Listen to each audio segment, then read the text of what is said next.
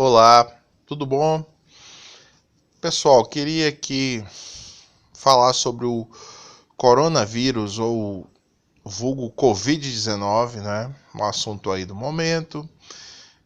Mas antes de falar sobre esse assunto, eu queria mandar um grande abraço aqui para o meu amigo e parceiro aí, o Conspiração SA, que é meu parceiro aí na questão da investigação do movimento terraplanista. Então, ele fez um vídeo sobre o coronavírus e eu achei também interessante falar sobre o assunto.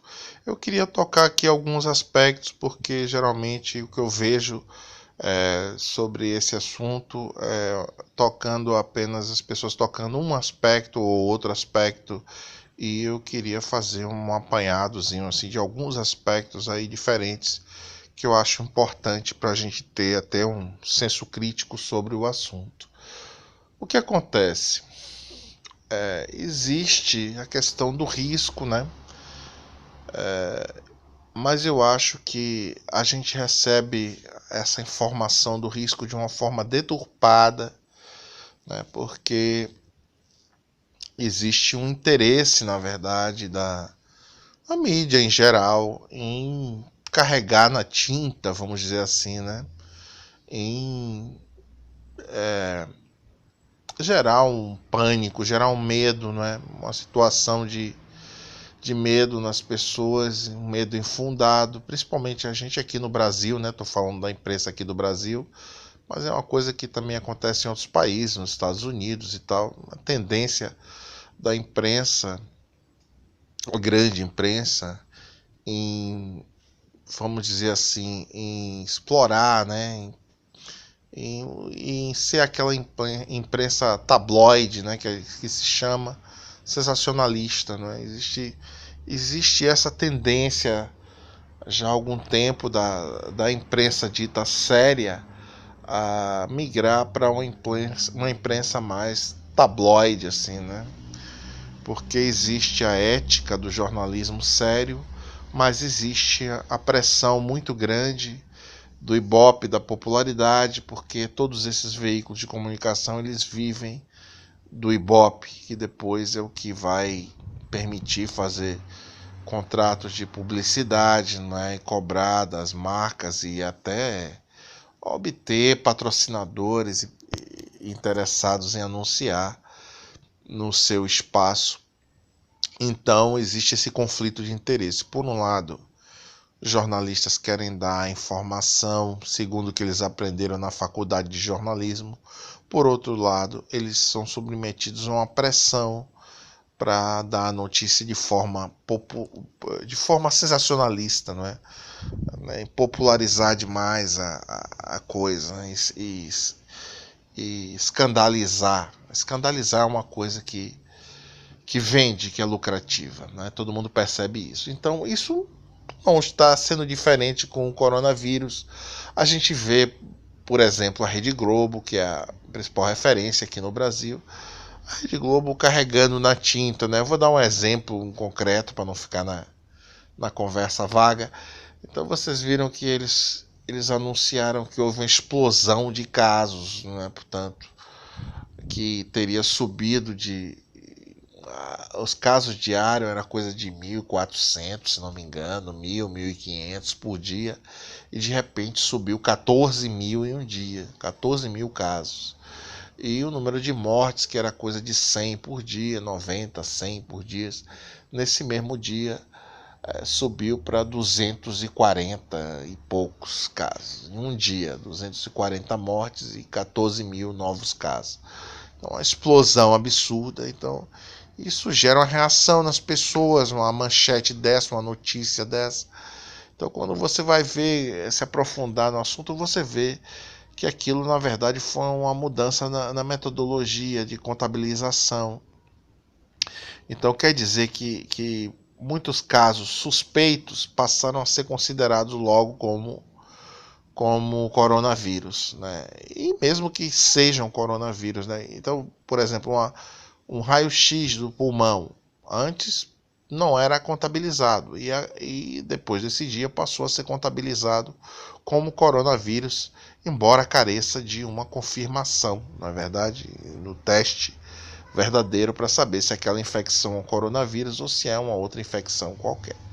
Então, o que acontece? Pode ser que as 14 mil sejam coronavírus? Provavelmente são, né, pessoal? Porque a gente está falando do centro da epidemia em Wuhan, portanto é muita coincidência aparecer infecções, né, naquela cidade, naquela época, na época de um surto de coronavírus. Mas a questão não é essa, a questão é que, mesmo que os 14 mil todos sejam de coronavírus, novos casos de coronavírus, a questão é que não foi em um dia só, né? Portanto, aquilo mudou a metodologia de contabilidade dos casos e foram inseridos todos os novos casos em um mesmo dia.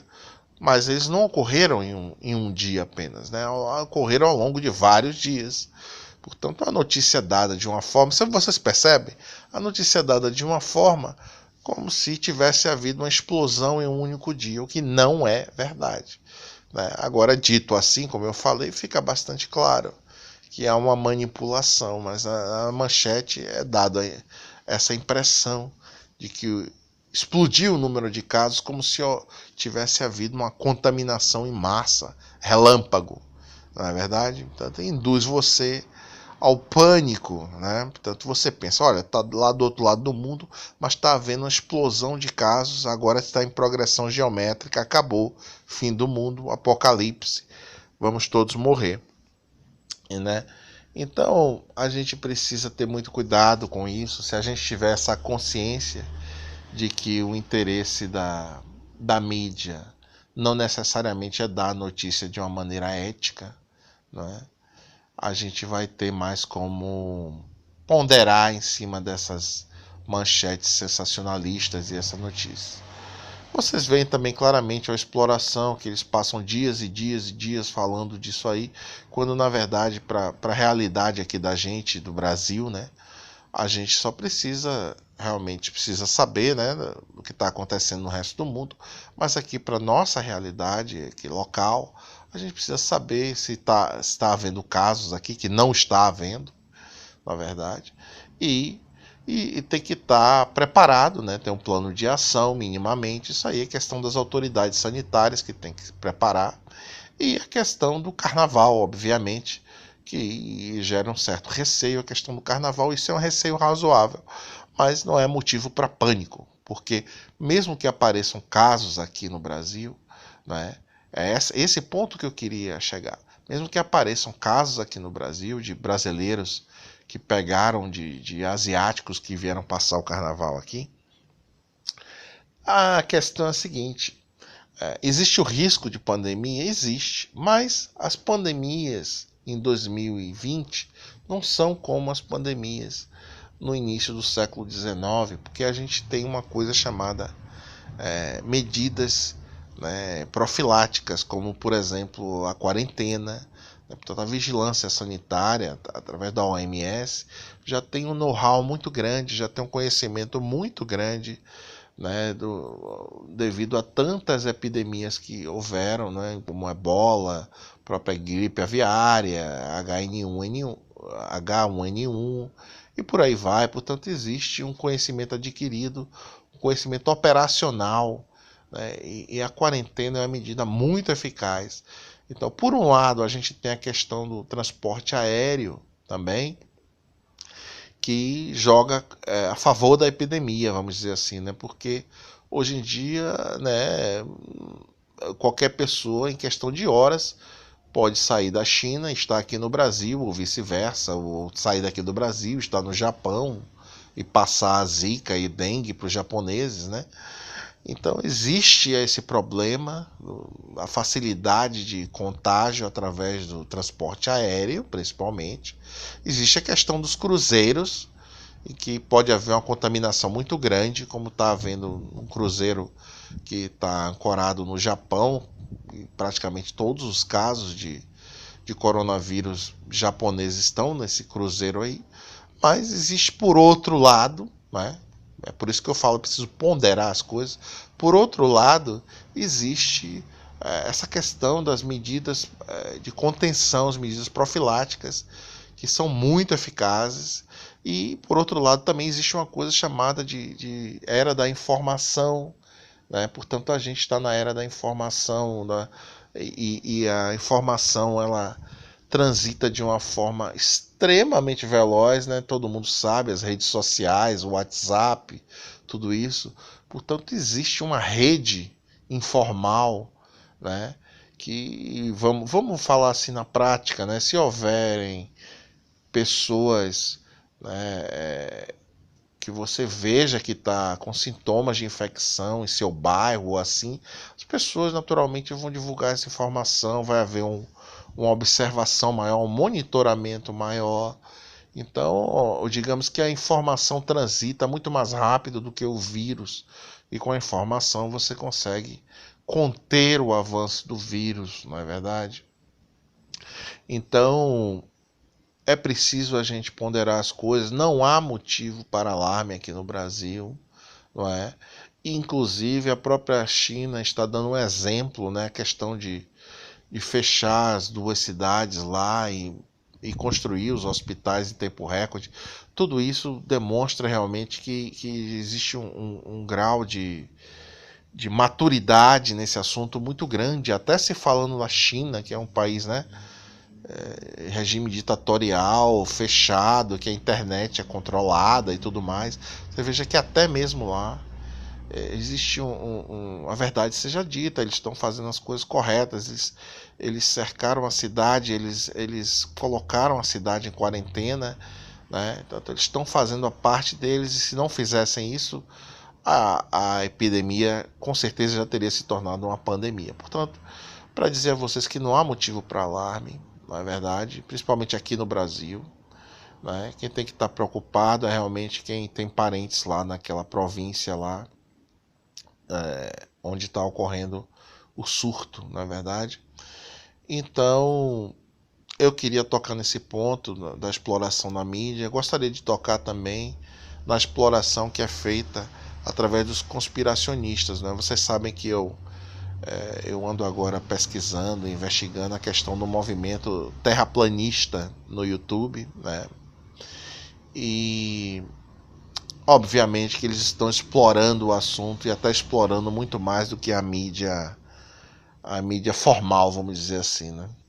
Portanto, é preciso ter cuidado com isso. Para além do vírus, existe esse pânico e esse problema de a pessoa ficar refém pelo medo.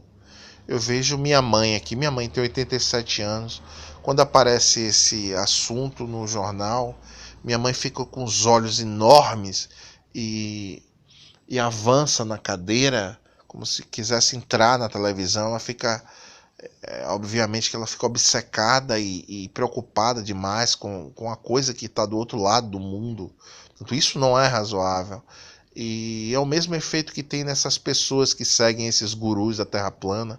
Você vê claramente que eles procuram explorar de forma grotesca até, colocando vídeos, muitas vezes vídeos fakes de pessoas sendo levadas à força para o hospital. Vai que metade desses vídeos sejam reais, né? Mas você vê claramente que existe uma exploração disso aí para uma realidade que não é a nossa, entendeu? Então, o que é que eles ganham com isso? As pessoas ficam com medo, ficam assistindo os vídeos deles, e isso é monetizado. Vocês veem que, para provar o meu ponto, vocês veem que eles evitam ao máximo falar a palavra coronavírus, que eles sabem que o YouTube vai desmonetizar o vídeo imediatamente. Portanto, eles evitam falar nessa palavra para manter o vídeo monetizado e poder faturar em cima do pânico dos outros, do medo dos outros. Num outro vídeo aí, mais lá para frente, com mais calma, eu vou tocar no assunto religião e fideísmo, que tem tudo a ver com isso, explorar o medo das pessoas e faturar em cima. Tá bom? Um grande abraço. Mais uma vez queria deixar aqui um abraço especial ao parceiro e também investigador, o meu grande amigo Conspiração S.A. Um grande abraço a todos, até a próxima.